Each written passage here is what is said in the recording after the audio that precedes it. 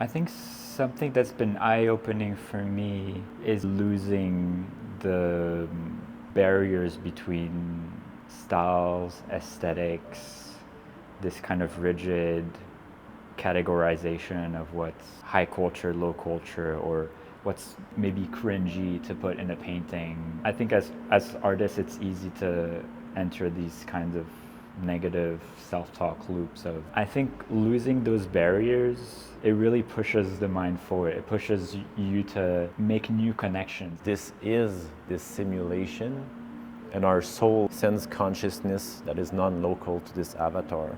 Right. So in reality, this is kind of the playground, and that's what's interesting about your work. I think it's bringing kind of another fractal to this, and like taking this same concept and into the micro, where now we are this soul. What the soul is for us humans, us humans are for these avatars we create in these virtual realities. The Imaginal.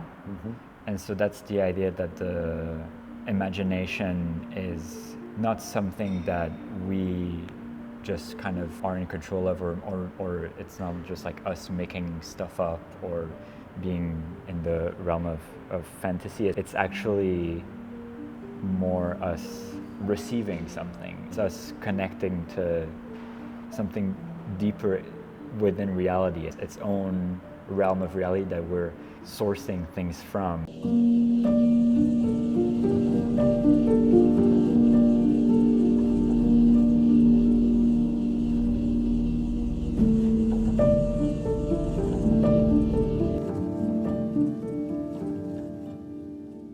Hello and welcome to another episode of the Blue Hour podcast, where we explore the minds and the worlds of visionary artists and creators. This week's episode is with Alfred Muszynski, a Montreal-based artist. I've worked with the Arch Festival in Montreal to find the most visionary artists in this year's cohort amongst 18 different artists, and his work really stood out. He's integrating old occult symbols from the Kabbalistic Tree of Life to these old mystical concepts and uniting them with the meme and internet culture, bringing more light to how these old symbols are now influencing us in our daily life, because I find that these symbols are often very foreign and hard to grasp, but when we see it with this new light, it brings awareness that they are present in our consciousness, even though they are very ancient and only seen in books in this day and age. So this is a very interesting, and you're going to see his paintings in the background, so as we discuss. And on another note, go check out these beautiful, most comfortable, soft sweaters in two colors with these embroidered cuffs and the embroidered logo here. They're available on the website, and it really helps to support the channel, see the vision of Rosenbrook grow as well. And on another note, the Visionary Rose gift, we're still evaluating the hundreds of applications. We're going to be giving out and announcing the winner on a live event at the beginning of December. So stay tuned for that on our newsletter, or on these videos, I'll be announcing it as well. And before we start, go take a second, like this video, subscribe. It really helps more than you think to see the channel grow, and it takes 2 seconds. So thank you so much, and let's jump right in. All right, welcome to the Blue Hour podcast. Thank you. Thanks for accepting to do this. Thank you for having me. So now, for people, to put everyone in context, we're during the Arch Festival in Montreal, which is like an emerging art festival, and I was part of it a few years ago, and it was just such a powerful opportunity for emerging artists to get seen, but also all the opportunities that come after that is just amazing. And I decided to work with Sarah to find, a visionary artist in this year's cohort, and here he is. So it's exciting. You can see his art in the background. We're in his booth right now. And yeah, I think to start, it could be interesting for you to introduce your background and say whatever you want about your path. For sure.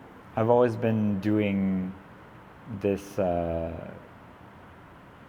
mixed approach with traditional mediums and digital art, and I've always been really interested in researching internet culture and how people exist in those virtual spaces.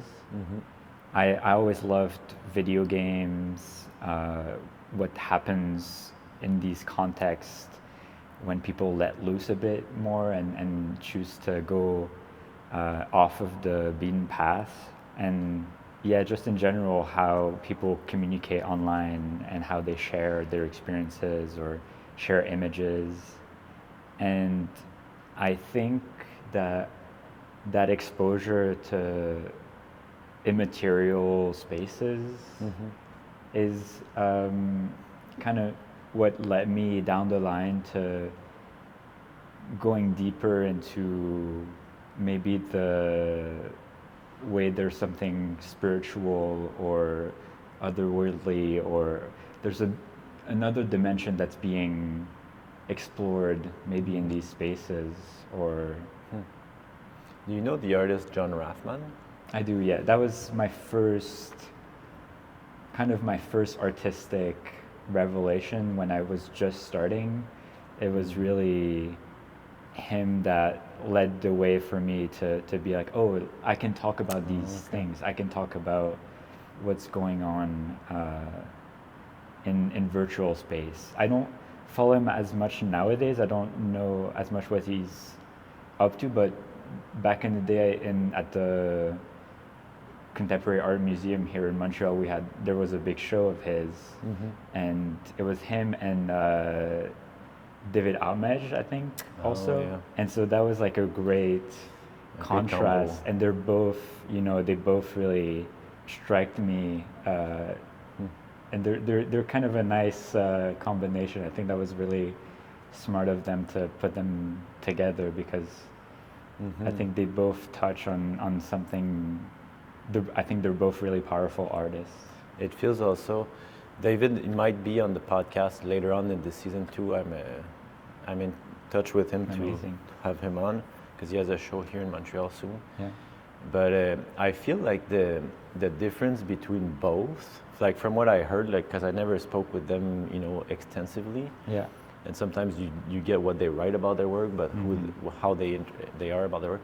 It feels like that David is a more intuitive channel. Like his work looks like AI, like the sculptures that are like multiplying themselves and like an AI glitch, but before AI. But I think because he's more of an open channel, and I think like your work and John Rafman, it's like you get to similar places, but through kind of losing yourself in the virtual. You open the kind of portal of the infinite virtual where everything is possible. And so like I know John Rafman used to use Second Life a lot to explore the kind of unleashed humanities fantasy world. Is this something, what's like something in the video game world that has been influencing your work? Like what game or like what? Yeah, well, these days I really like the aesthetic of Fortnite. And it's mainly because it tries to agglomerate everything. It really tries to be like a second reality where everything that exists in the real, all of the musical artists, all of the pop culture references, they can all live in the same space. And it's something we kind of intuitively understand in our day-to-day life, that all of these things are all in share a same reality. But I feel like when they're personified and they all are active members of this one game and you all see them next to each other all the time, and people are creating almost like little scenes or scenarios, or it just, then you really realize how all those things maybe are more connected than we think, and they're all maybe more archetypical, or they're more they're like representatives of something deeper maybe, or unconscious, or Yeah, it does feel that way, like because if you go in the world, the fear of judgment keeps your unconscious from getting expressed fully. But when you're behind your computer in your room feeling safe, then you don't feel any like fear of judgment because you're this avatar. And I think that's a good metaphor because like in reality, like from my understanding, this is this simulation and our soul is kind of the sense consciousness that is non-local to this avatar. Right. So in reality, this is kind of the playground, and that's what's interesting about your work. I think it's bringing kind of another fractal to this, and like taking this same concept and into the micro, where now we are this soul. What the soul is for us humans, us humans are for these avatars we create in these virtual realities. Yeah. It's fascinating how then this, like you say, there is a lot of, you can interpret it in so many ways because it is very true. For me, it's like AI a little bit, you know. It's a place where the collective unconscious can be bundled up into concepts the same way that I'm sure like when you explore those dimensions, you find things. Can you tell us, like, for example, something that is that was mind-opening for you from your discoveries and also from creating art about it? I feel like that helps you see differently. I think something that's been eye-opening for me is maybe losing the barriers between styles, aesthetics, this kind of rigid categorization of what's, you know, high culture, low culture, or what's maybe cringy to put in a painting, or this. I think as artists, it's easy to enter these kinds of negative self-talk loops of this will make me look a certain way. This I won't be taken seriously, or like my message will lose its power because maybe I'm using a language that isn't like sophisticated. Sophisticated, yeah. I think losing those barriers really pushes the mind forward. It pushes you to make new connections. Everything now becomes this playground. I guess that's been something that's come up a lot in the last year or so for me. It's maybe letting myself be a bit more free in the connections I'm making and not feeling guilty for making them. And in the same way, like, I feel like that is the future. Like, if you look even at Elon Musk with his Dogecoin, Right. it is like he understands the language of memes and all this culture of the mainstream that has become, you know, the norm. Yeah. Of course, there are these archetypes that are very primitive within us, like the dog, like the Dogecoin. The dog is like, if you look in, I don't know, like Renaissance paintings, and you see dogs in paintings, they didn't put a dog randomly. It represents like the home life. It's kind of a very earthy kind of symbol of, it's the mundane world of family life. Yeah. And it connects to everyone in the world. You know, everyone can have a connection with a dog, man's best friend, on a physical level. And so the Dogecoin just becomes an archetype that is so relatable. That's why it's nothing, right? It's a shit coin, but it kind of went up so much. So like, I think there is value in the work you're doing, because it's like taking these symbols, but also, helping them merge with the sophisticated. Like you see in some of the paintings, like you will blend, I don't know, let's see, I think an example. A good example, you see some manga with the tree of life, the most ancient form of esoteric knowledge that apparently was passed down from Abrahamic traditions. And now it's mixed with. You have memes, you have those two panels in the center. They copy the corporate Memphis style, so you know, the illustrative style that a lot of corporations use. Okay. I see what you mean. Yeah. And how did you come to like choose those specific symbols for these archetypes on the Tree of Life? I think that's where some of my process is sometimes intuitive. Like there's images I'll naturally gravitate towards, or something will pop into my mind, or I'll come across an image and be like, oh, that'll fit for that specific concept I'm trying to represent. Or and sometimes it's a lot looser. I won't necessarily name what I'm putting, but I know intuitively that this is the right fit, this is the right feeling. So there's a balance between being analytical and intuitive, I guess that I'm trying to strike. And I do see that because I looked at your natal chart in Vedic astrology. So Venus in Virgo is the analytical that likes to like cut things in small pieces, understand them intellectually. Yeah. But in the 12th house, it means like 12th house is like the collective unconscious. It's, the spiritual dimensions.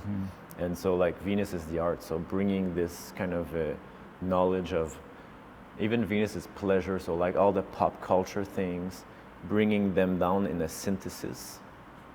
And you synthesize them using ancient occult symbols. And I see this very much in this piece specifically. And I would be curious because that's what's fascinating for me from the work I do with visionary artists, because I get to see more and more artists become channels. And in your case, I really think that it is. And you also have in your D9, which is the Dharma chart, so like your life purpose, you have, what is it? I think Venus in Aquarius or something like that. And Aquarius is the kind of eccentric, kind of visionary aspect of humanity. So I do see like interpreting those and going through like even deeper levels, I'm sure could be very interesting. Like you have a lot of philosophical themes in your works. Yes. I'll show them like on top of the screen and you'll see, but for example, this one, eternal time. Like, for example, how did you come to make this one? Like, yeah, this one just came from encountering a lot of interesting theories about time. I'm not sold on maybe one idea of time for now, but I was coming across all these different ways of thinking about it. So you have, presentism, eternalism. I guess I like the idea of trying to map maybe the territory of all these different conceptions of time. It's a lot about visualizing and helping us make new associations and put images on words and concepts, and maybe make them more easy to navigate, or feel like there's something more tangible, because it's easy to talk about philosophical ideas, esoteric subjects and whatnot, but there's a point where I feel like sometimes maybe you lose track of where you were going, or what the context of it is, and it's good to feel sometimes that all these discussions are grounded into something maybe that's not too scary. It's you're able to talk about complex ideas, but with imagery that's familiar to you. Or I think that's also the Venus Virgo 12th house is kind of taking these complex ideas and cutting them into all their different aspects, and then giving you a visual for it, so that it's instantly you see all of it at once, and it kind of feels like I don't have to study all of it, I just see it, and it's kind of easier to integrate. I wonder for you, as the artist making them, like, is it a form of studying? Like, do you feel like you're collecting information and trying to understand it while you're doing it? It's definitely a form of research, it's a bit academic, but something I also like is that it's not too rigorous.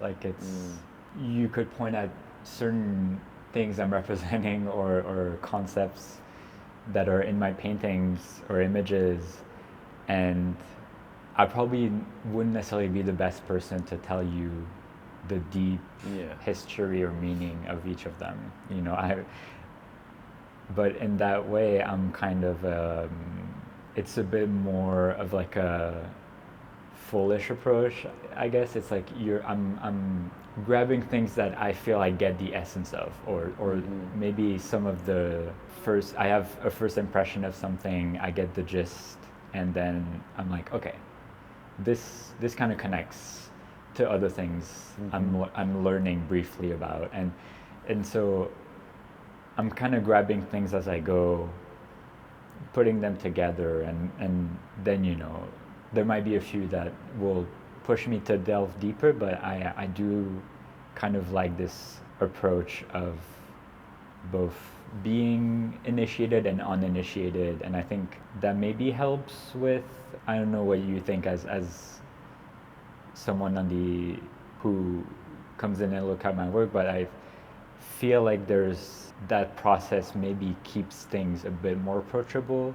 Like I know it can be a lot, you know, to take in, but I do still feel like maybe since I'm coming at it from a place that's not too full of expertise in academia, it keeps it a little... It's more accessible, definitely, and I think also it keeps your intuition more, you know, like more real, because sometimes, you know, if you're researching in depth, what you're basically doing is studying the minds of other creators that have had these insights, Right. and trying to piece them together. And I think in this way you're accessing, and that's why I'm curious to follow your career and time, because I feel like the more you're gonna make work, the more you're gonna arrive to like this key that is unique for you. And because your Venus is in the 12th house, your art will also be a key for the audience. Like it will be something that the world needs, and usually that's what it is when it's the 12th house, because it connects to everyone. It connects to the entire collective unconscious. So the more you refine your technique and the more you let yourself be loose, I feel the more you naturally it'll ripple down to this a kind of a purity of creativity, Right. that will, and I'm excited to see what it's going to be like. You know, like when you in alchemy, you reduce it to its essence, and then eventually you'll have this essence, and you'll be like, okay, that's what I was working towards. And in the meantime, it just creates a lot. Like I see your work, and you know that I think that's what you were slightly pointing at, is that you can just lose yourself in all those concepts, and because they're so big concepts that are put together, your mind necessarily and your unconscious, because it's very deep archetypes, can just create the pathways it wants to connect them, and therefore make you think and help you connect with your own unconscious mind. What does this make me feel? What does this concept has to do with this? And then you start thinking. So like I can imagine even like for collectors to have something like that. You look at it one day and then you make a connection. It's like looking at I see it like an encyclopedia that's illustrated, and then in one image you represent the whole encyclopedia, and so in one instant you see all of it, and then you have to like extract one thing out of it consciously because it's too overwhelming. But it's still it's a cool thing to have. But also I like that your painting skills are also good, because there is something sometimes in people that have this approach that can feel cartoonish just because, but in your case there are some aspects that are kind of cartoonish, but you can also render like stuff like this, where like it could be a Renaissance painting mixed with, you know, this pop culture cartoon, which kind of helps, I think, the ideas to be transmitted well, in a way. I think so, yeah. Because I think people naturally respond to technique and skill, and there's something to these images being in the form of painting, because there's always going to be that draw of how did that person make this, or and looking at a well-attuned painting technique, there's just I think innate quality in that of that draws people in. You know, it's there's something I think very relatable even for people who maybe have never painted in their life. You know, I think there's something there that just reaches people on a deep level no matter what. And so I like to have these moments where you're able to connect with something that's maybe essential or has deep roots in human experience, and then that maybe draws you in, that makes you comfortable to then maybe navigate the parts that are more artificial, I guess, or Yeah, I see what you mean. There is something about painting, because I studied photography, and I kind of, as soon as I graduated, got a studio, started painting, and I just never, like, I still do photo, but for referencing in my paintings. But there is something about painting that I think is a time aspect, and it's like when I see a painting, like in an esoteric way, I see condensed time, because the time you take to paint it, and it accumulates layers of time. That is, every brush stroke is like a timestamp. It's like an image in a way, like mini image, because often a brush stroke can take more than 1 second, you know, and like a photo is 1/60th of a second to like, you know, 1/2000th of a second, and now you have like all this time, and more than time, it's energy. Like the energy, the human creative energy gets put in every stroke. And then if you can add to that skill where like every time stroke forms an image that kind of slowly emerges from a blank canvas, this has so much more. Anyways, I don't want to dismiss photography. I did study it and I do respect it, but there is something that is emotes more. Like you feel more when you look at a painting, although especially when there's skill in it, like there's a technique that some photography, sometimes it's like I like studying and just observing, and you see someone going to see a photo show, often you go through the show a lot quicker, because you see the image, okay, I saw it. While this, you see an image, but you also feel an image, and I think that layers, and then the colors, and there's something that what you're describing about the human kind of attraction towards a highly rendered painting, I think comes from that feeling like it's like using the camera of your own inner lens to paint a full-on image that comes from the ether. I'm sure, like because I studied the art history of photography, like when the first image got rendered, that was probably crazy, because then you would see from the liquid, like this image start to pierce through. You didn't have to spend all the time rendering; it just came like.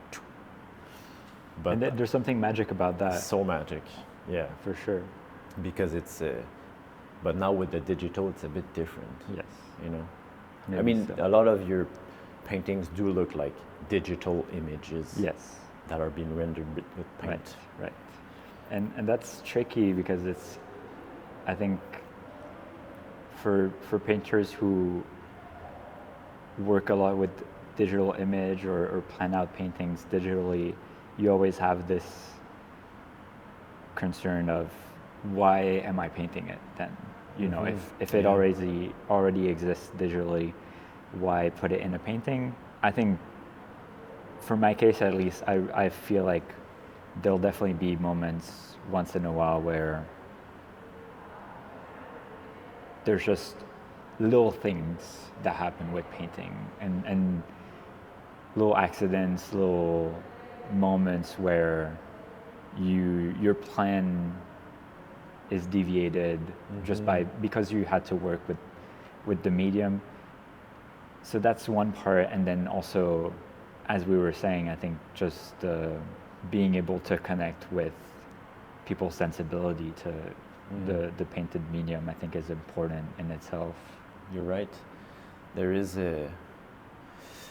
I had the same, like I paint also pretty realistically, and but also like the error factor, and the more like I feel like my first paintings, because I come from photography, I wanted to render it like exactly with the most details possible. Yeah.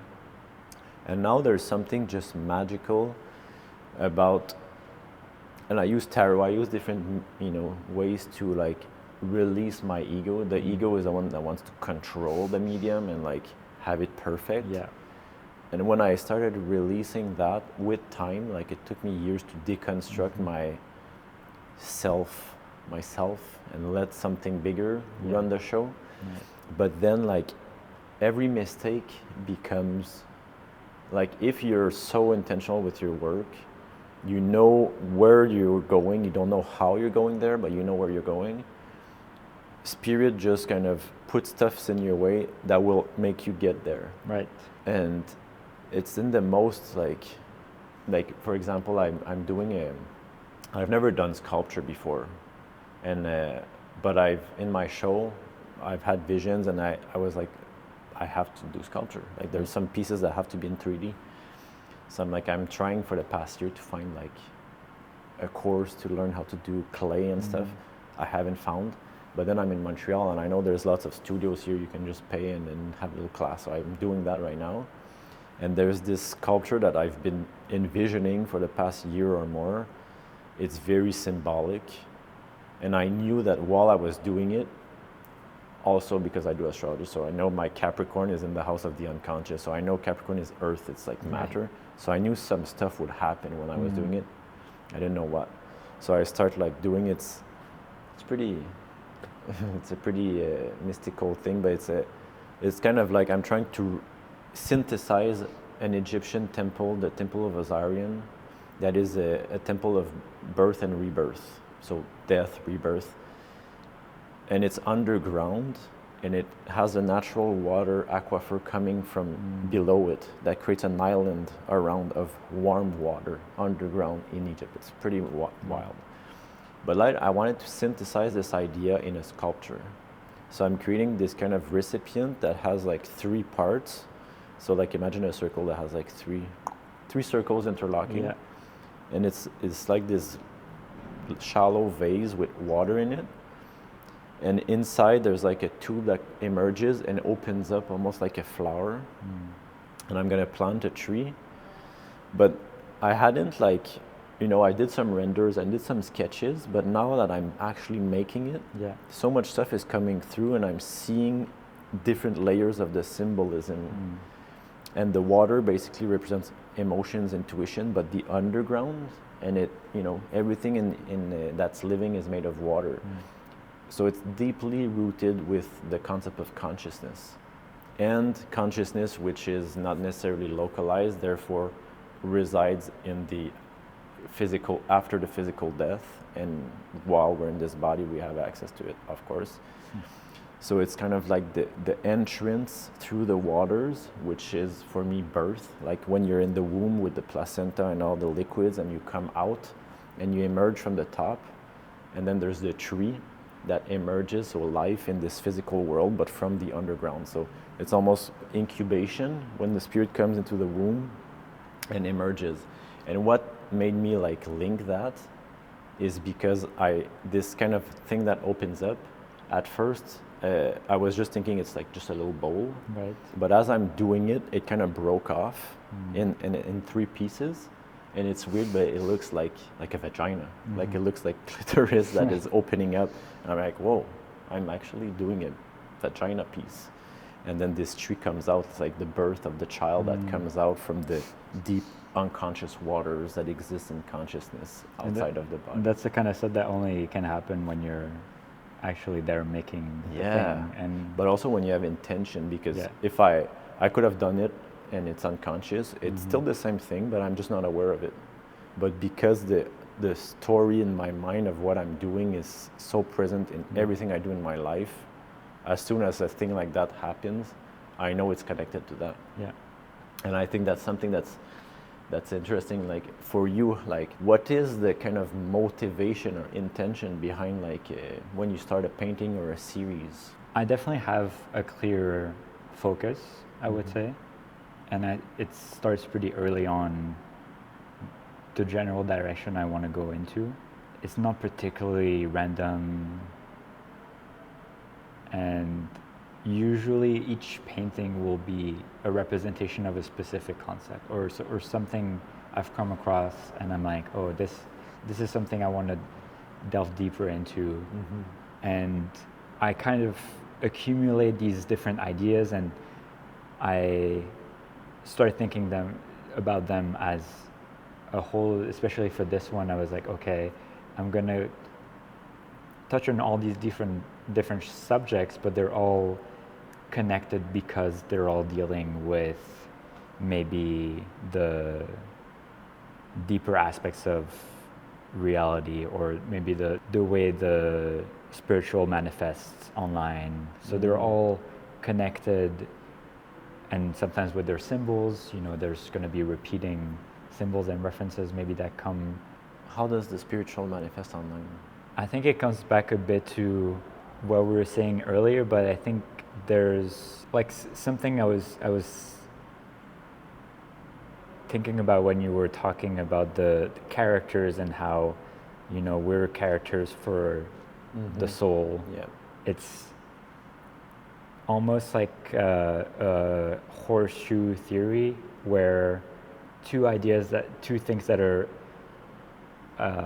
at opposite ends of a spectrum are actually very similar. And I kind of see that when comparing the relationship between the soul and the body, and then what happens online. It's like you have a bit of a macro scale with us and our souls, and then we kind of reproduce it on a micro scale within the virtual, and it ends up kind of touching at the same feeling. It touches on the same, the essence is the same for both relationship.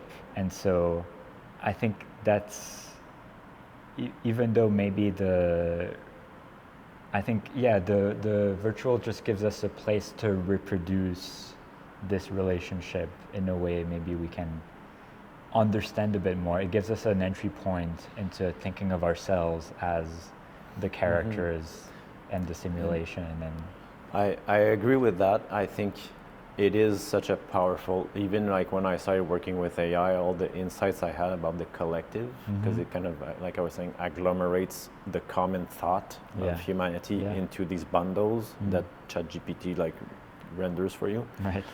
But I think the important thing in all this, like I think it does happen. Like you can go in the micro into the virtual dimensions and reflect back so much wisdom about yourself, about humanity. But that's the little nuance, I think, is like you still have to reflect. Yes, definitely. Because I feel like sometimes if you observe where it's going, there's all these beautiful mirrors waiting for us to see ourselves in. But most people use these tools to escape. Yes. To escape the pain of not being aligned, the pain of feeling unfulfilled, and you go there, and then basically what I'm saying is you go there unconsciously. You go in these dimensions to escape, and you just play out, and it gives you dopamine, and then you feel good. Yeah. But you're not really consciously reflecting about your life, about these implications. And I think that's your role as an artist, is to bring this forward. Yeah, exactly. That's how I think of my practice in that context, for sure. I think there's something interesting that happens when you're overstimulated or you're exhausted from this overstimulation. I kind of like this moment where the fun isn't fun anymore on these platforms or in video games, or the game has lost its illusion, and you're faced maybe more with creating the meaning for yourself, or you're left to your these tools, and I think that's sometimes when people get really creative and touch their deeper with their imagination, and they can start feeling maybe more their sense of agency. And I don't know how common that is, how often that actually happens, but I do feel like I've experienced it a few times. I feel like it happens for a lot of people, where just from being oversaturated, you start, it's like it projects back to you. Yeah. It's almost saying like when there's too much, you have to break it down, and so you can have your physical breakdown. Yeah. But then you have a kind of breakthrough that comes out of it, where now you have this doesn't work anymore, so you have to find a creative solution out of it. Yeah. It made me think like Minecraft. What's the other game you said that that a lot of people are? Fortnite. Fortnite. Yes. In Fortnite, do people build stuff? They do. I mean, it's gotten more and more creative in the sense that now people can make their own levels, and now people have access also to some of the actual behind the scene, like coding and stuff? Or? Yeah, they can create their own experiences, and that's kind of what I use to, for example, create this little image down there. So that's basically this image recreated with the Fortnite assets. Interesting. And so you have the parallel between the. But that's where I was heading. It's kind of like video games that allow you to be creative. Is like creativity, no matter how it's expressed, is a form of divinity. Like it's tapping into this. If you study Tantra or Kundalini, it's this sexual energy that makes you live through desires, and the desires make you express something with energy.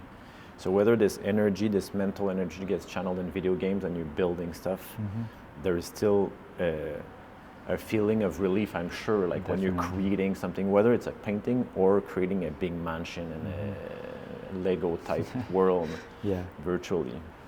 As long as your spirit can express something and the energy flows and it's not just stuck there. Right. And I feel a lot of video games in the past anyways, like I'm not a very big gamer, but it's like you enter the game and then there's a trajectory, you have to go there, find this mission, and it's kind of not that creative, right? Yeah. You know what you have to do and you just have to do it well. That's kind of a metaphor for me, like life in the 9-to-5 job. There's a trajectory, you go to school, you study, you do this. There's no creativity. You just follow the path, get money, buy a house, drink your coffee, and have a bit of dopamine here, and you sustain that for a few years until like you feel like shit. I feel empty, like because I'm not creating anything. I'm just following the path of society, my parents, this and that. So I think that's kind of like the youth, the people that are kind of more active on these social games, like you can interact with people.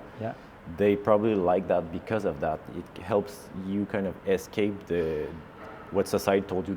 You're born into this. This is how it's supposed to be, and now you're just like, no, fuck that. I'm gonna do my own thing, and it's a way to do that, right? I think one concept I've come across that I really love is the Imaginal. And so that's the idea that the imagination is not something that we just kind of are in control of, or it's not just like us making stuff up or being in the realm of fantasy. It's actually more us receiving something. It's us connecting to something deeper within reality. It's its own realm of reality that we're sourcing things from, and I think cultivating this attitude where you're in the imaginal and connecting with the deeper layers of reality is super important, and I think sometimes these games are able to do that for young people and just people in general. I think because connects to play. You know, it's you're playing, you're imagining, and that's a really sacred process. That's super important. And that's where like the occult sciences can come very in handy, because the occult sciences basically explain how this works. And something that's interesting I find to understand about imagination is that it's two ways. So like the imagination can, the astral realm, what they call the astral realm, is kind of this place of fantasy where all of humanity's desires get manifested in shapes and colors. Yeah. And they get agglomerated, like, so every like desire has its counterpart in this collective imagination. So like, if you are living your life unconsciously, these things interact with your unconscious mind freely. They come in, they go out. But as soon as you become the magician, like in tarot, then it's like you take control of your mind, and then you pick which images you bring in your mind. And that's how you do magic. Right. You keep a symbol or an image in your third eye, in your imagination vision, and then you can use this image to manifest into the world. Otherwise, it's like, it's a free-for-all.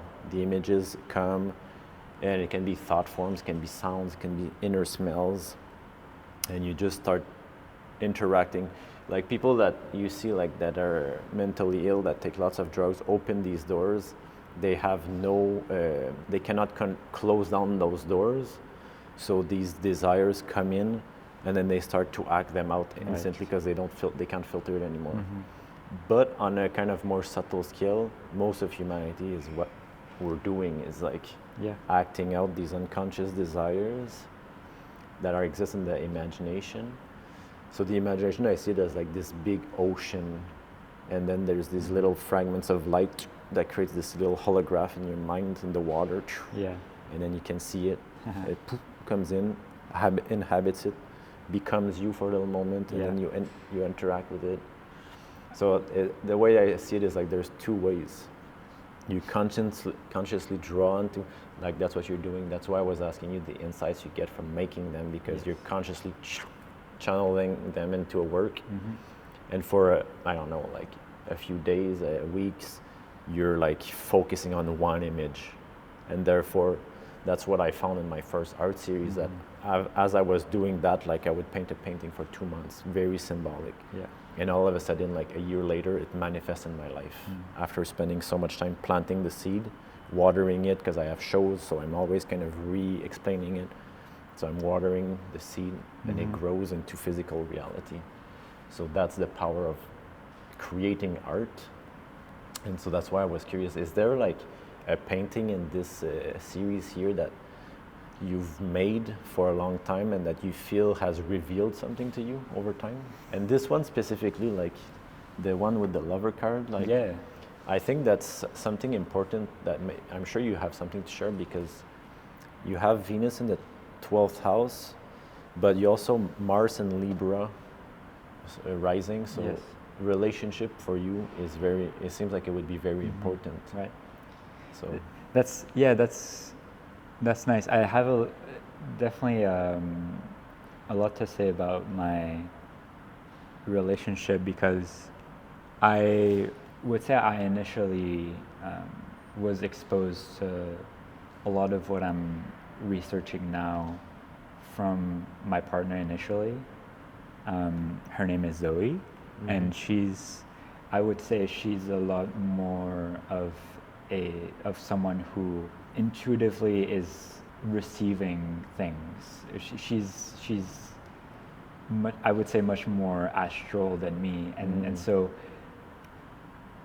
in that relationship, it's also how I consider myself with art. I feel sometimes like a bit of a medium or a bridge, or like I'm able to, my position is more channeling these things that I'm getting from other people.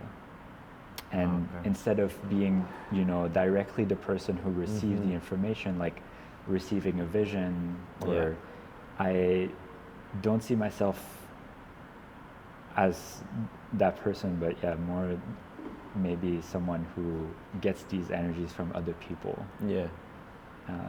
And you know, the things that are not even restricting myself to just my relationship, but just since I'm using all this imagery and things I'm sourcing from other people online, and I feel that sometimes I am kind of a vehicle for other people in that way.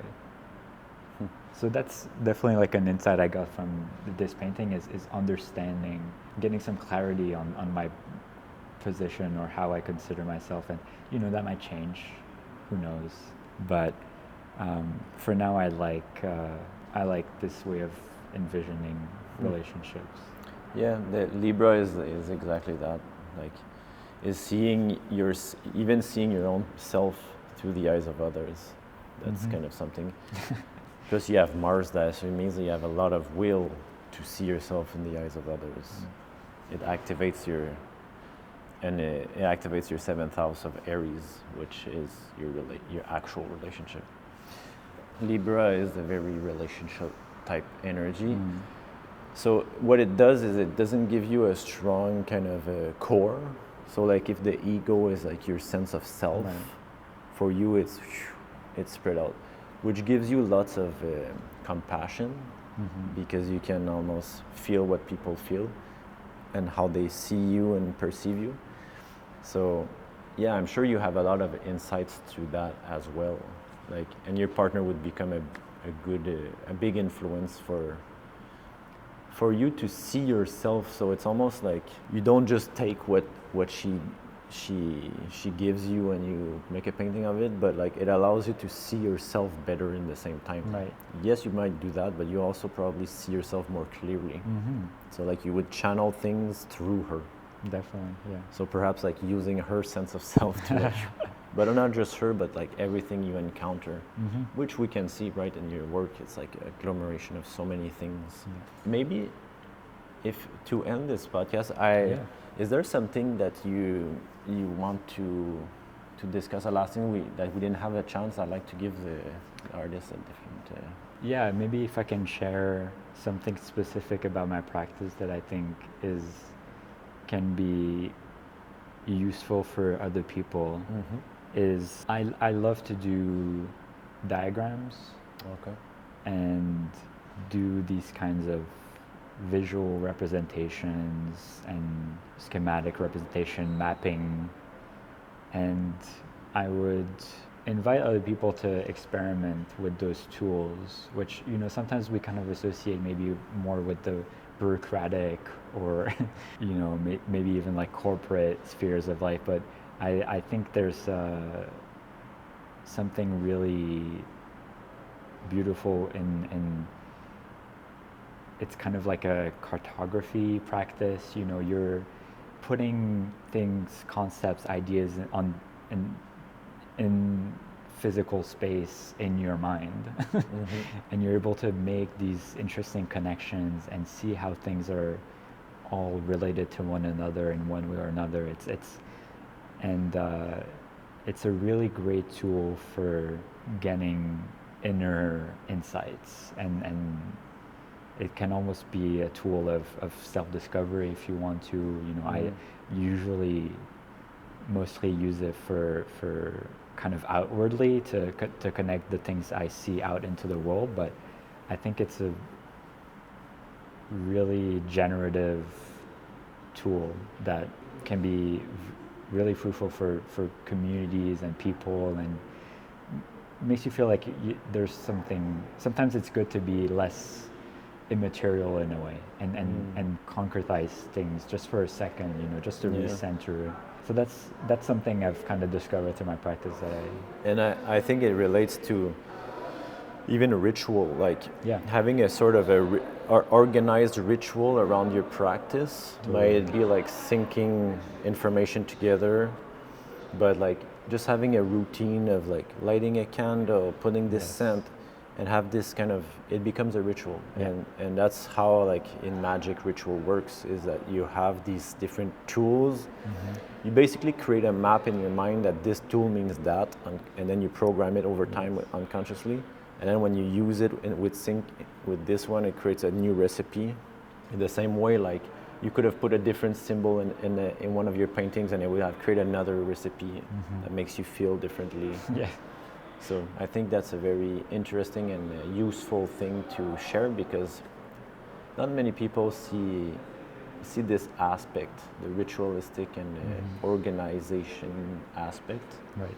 which a Virgo, Venus Virgo 12th house would see and use. So very practical. Where can people see your stuff? Do you have shows coming up as well as after this one? Oh, the only thing I have planned is a show at Topo in May, which In is Montreal? yes, in Montreal. It's more of a visual art centered artist center. So it's I'm for that show. I'm probably going to be working maybe less with just painting. It'll probably be some kind of video aspect or digital manifestation, which has been in my work in the past, but for now, for this specific show, I went full analog, full painting. But it'll be nice to go back maybe to. So do you do your own video games, or like your own So I've not gone quite there yet. I could maybe if I really spend the time. I've done some VR projects in the past, but now I think I might have to go deeper into using maybe Fortnite for some performance or video project. We'll see. Oh, okay, I see. Yeah, that would be interesting. I saw a little bit of that work, of some of your past work on your website, a video, but Yes. I think, the mix of these digital collage paintings with the actual virtual realm would probably fit, just you get immersed in your world even more, which would be interesting. And do you want to leave people with your website? I think it's just your name. I'll put it in the description. Yes, my website is just my full name, and then on Instagram it's Alfred Muz, M-U-S-Z. Okay. So I will link it so people can go Yeah. check out your stuff. Thank you you. so much for taking the time before the Thank you. fair opens. It's like it's opening in a few minutes, so we Yes. have to wrap up. But thank you so much, and I really love your work, and I think that's part of the visionary aspect, is that I feel it brings something. It's not. I'm sure it brings something to you, but I feel like it brings a lot to people in how it helps them think. It forces them to think about all these concepts. So, thank you so much. Thank you. Thanks for watching, guys. I hope this was enjoyable. If it was, take a second, go like, subscribe. It takes 2 seconds and it helps more than you can imagine. And next week on Monday, we're gonna be exploring the inner world of Alfred in his studio, seeing about his inner process, inner psychology, how he actually builds his artworks that have more details than you can see in this 2D screen that you saw in the background. There's so many details, engravings, and he's gonna share his entire technique from how he starts to build these diagrams to the actual making them and engraving them on the canvas and painting them. So that's going to be very interesting next Monday. And go check out these sweaters. Link is below. Go support Alfred's work on his website. I'll put the link below as well. And I'm sending you much love and light to all of you guys, and I'll see you next week. Yeah.